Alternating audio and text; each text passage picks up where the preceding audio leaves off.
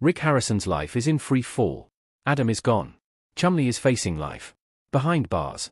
And the porn star's empire, once a shining beacon of success, is now collapsing under the weight of betrayal, lawsuits, and financial ruin. Everything Rick built, everything his father left behind, is slipping through his fingers. Tune in, because the next disaster is already on its way. And this time, Rick might not survive the fall. The empire cracks. The old man, Richard Harrison, was the backbone of it all, running the shop with an iron fist and a sharp eye for deals. When he passed in 2018, the shop lost more than its founder. It lost its heart. Rick kept things rolling, but trouble was waiting right around the corner, and he never saw it coming until the day a deal walked through the door that would change everything forever. At first, it was small cracks, family drama, lawsuits, and whispers of financial troubles. Then, things took a turn for the worse. His own mother dragged him to court, claiming he tricked her out of her share of the business while she was still recovering from a coma. She wanted $500,000 and even tried to stop him from selling off any shop assets. It was a brutal family battle, and the public ate up every second of the drama. Then came the real gut punch. His son Corey found himself tangled up in one mess after another. The sharp-tongued, cocky negotiator fans had grown to love was now making headlines for all the wrong reasons. He trashed a rental RV, got into fights, and left a trail of unpaid debts. That was just the start. Then there was Chumlee, the goofy sidekick, who stole the show with his clumsy antics. Off-screen, though, he was a walking disaster. His house was raided, and the cops found enough drugs and weapons to make anyone nervous. The worst part, he was facing serious charges that could have sent him away for years. He dodged hard time with a plea deal, but his reputation was toast. Porn Stars wasn't just a business, it was an empire. Fans tuned in to see rare collectibles, bizarre finds, and Rick's legendary negotiating skills. But behind the scenes, things were far from perfect. The lawsuits kept piling up. The family drama exploded, and even the so-called experts who helped authenticate items weren't immune to scandal. One of the show's toy specialists got caught up in a domestic violence case, while a sports memorabilia expert was exposed for passing off fake collectibles. The shop itself was struggling too. At its peak, the business ran in millions. Then the pandemic hit, and suddenly they were barely scraping by with $37,000 a year. Rick tried to keep things afloat by launching Porn Plaza, a retail complex meant to bring in more customers. Instead, it flopped, with shop owners blaming him for not promoting it enough. More lawsuits followed, and Rick's grip on the empire started slipping. Porn Stars wasn't the same anymore. The magic was gone. What used to be fun, spontaneous deal-making now felt scripted. The negotiation seemed forced. The excitement faded, and the personal drama overshadowed everything else. Rick saw the writing on the wall. The show wouldn't last forever, and he needed to secure his fortune before it all collapsed. Real estate, new business ventures. He tried everything to stay ahead. Despite all the chaos, the pawn shop doors stayed open. Sellers still walked in hoping for a big payday, only to be hit with Rick's signature lowball offers. A guy came in holding a British banknote defaced by the infamous street artist Banksy. Convinced he had a gold mine, Rick barely glanced at it before calling it vandalized cash. An expert confirmed it was real, but not as rare as the seller thought. He walked out with $400. Not exactly the jackpot he'd imagined. A cool piece of history, sure, but not exactly a hot ticket item. He wanted $400. Rick countered with $200. And after some back and forth, they settled at $265. The shop used to be full of big wins. Now it was just another piece of a crumbling empire. A seller with a panoramic photo of a Vegas airfield from World War II thought he had something special. Rick didn't even blink. Just because it's old doesn't mean it's valuable.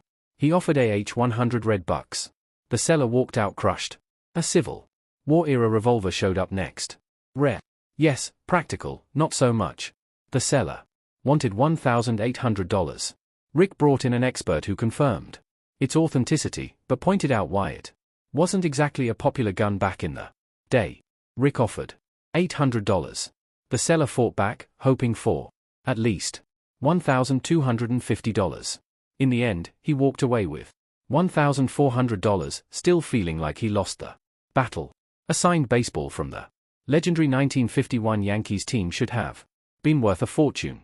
Names like Mickey Mantle and Joe DiGio were scrolled across it. The problem, fading signatures, no authentication, and a worn-out ball. The seller dreamed of $3,000.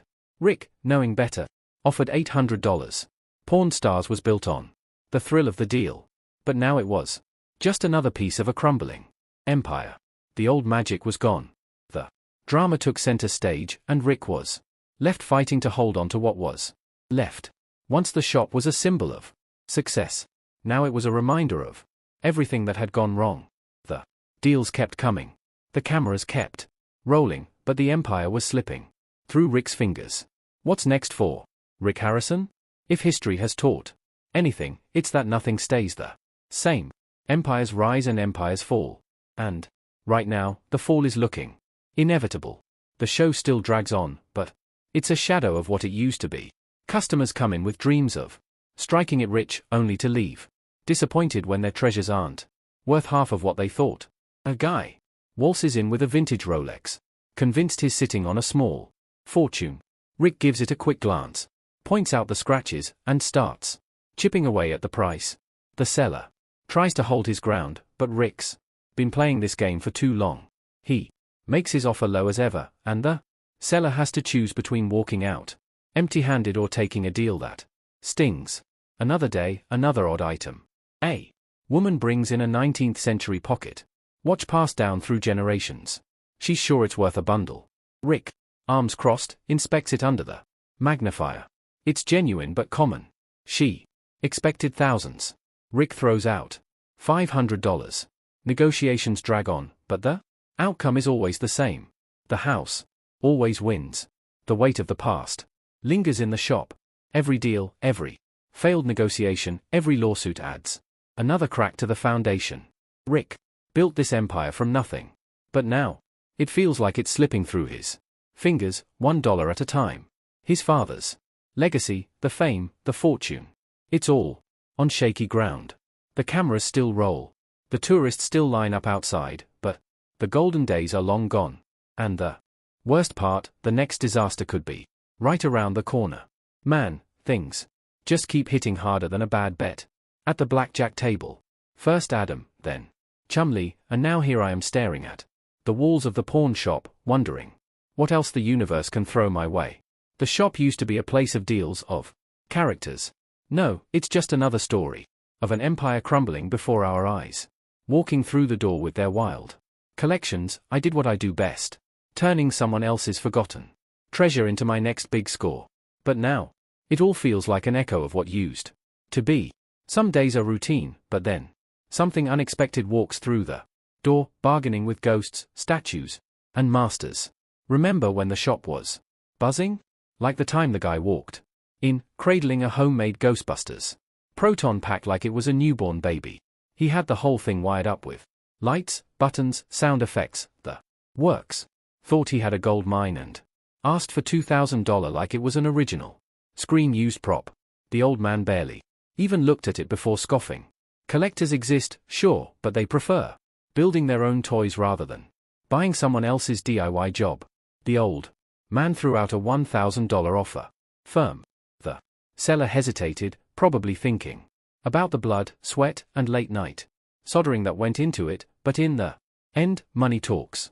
He walked out, pockets heavier but heart a little lighter. Then there was that massive wooden Indian statue, tall, imposing, the kind that used to stand outside an old-school tobacco shop, beckoning customers inside. This one came with a backstory. The guy who brought it in had sentimental ties, his granddad's store, childhood memories, all that. But nostalgia doesn't pay rent, and he was ready to cash in. He threw out $900 as his ask. The old man just grinned, shook his head, and countered with $400. The seller tried to push for $600, but let's be real. How many people out there are hunting for a giant wooden statue? He caved. $1,400. Another day, another deal. Art was always a wild ride in this business. One day, someone waltzes in with what they swear is a Picasso vase, the kind that looks like an owl. Says it's from the 40s or 50s, part of some limited run. Sounds fancy, right? But Picasso made these things in batches, hundreds at a time.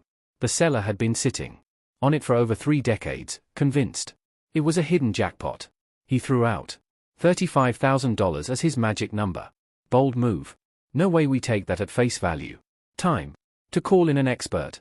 The guy knew his stuff, verified the stamps, checked the markings, confirmed it was real, and, crucially, in mint condition. Thing is, online listings mean nothing. Sure, some dreamers post these for $60,000, but reality more like $25,000 tops. Rick went in low, $1,150, expecting the usual back and forth. The seller wasn't having it. They haggled, each side testing the other, and in the end, $17,000 sealed the deal. Not bad for an old vase collecting dust for decades. Then, just as we were catching our breath, another Picasso piece showed up. A framed print from the 50s called Goat Skull on table. The owner had it appraised ages ago and thought $16,000 was fair. We had to check with our own expert, of course. Turns out it was an aquatant etching. Fancy, but not exactly hand-painted. Valuable, sure. Worth $16,000. Not even close. The final offer. A cool grand. The seller hesitated, but took the deal. Another Picasso. Another payday. And just when it seemed like things were settling down, another curveball came flying in. 6 Picasso etchings from an old book.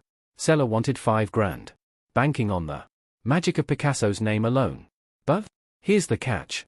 Not everything with his name sells for millions.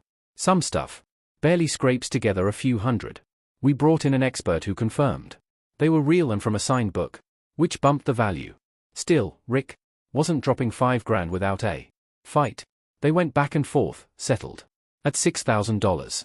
The seller walked away happy, and we had another set of Picasso prints on the shelf. The Picasso parade didn't stop there. Another seller came in with a print from the 60s. Problem: no paperwork. In the art world, missing documents are a giant red flag. Rick had his go-to art guy check it out. It was real, but without Picasso's signature. It wasn't exactly a gold mine. Market value, $2,000 to $3,000 at best. The kicker: the seller's family had bought it on a cruise ship for $9,000.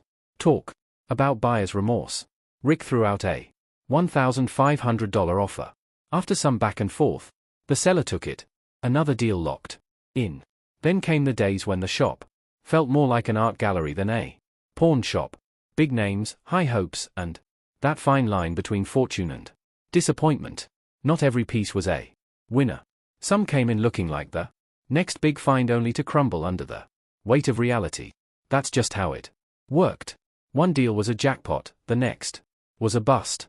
And through it all, the old man watched over everything with that signature scowl, making sure no one got too carried away. Was Rick's offer a smart business move or a lowball hustle? Should buyers take more responsibility? Or is it on sellers to be honest?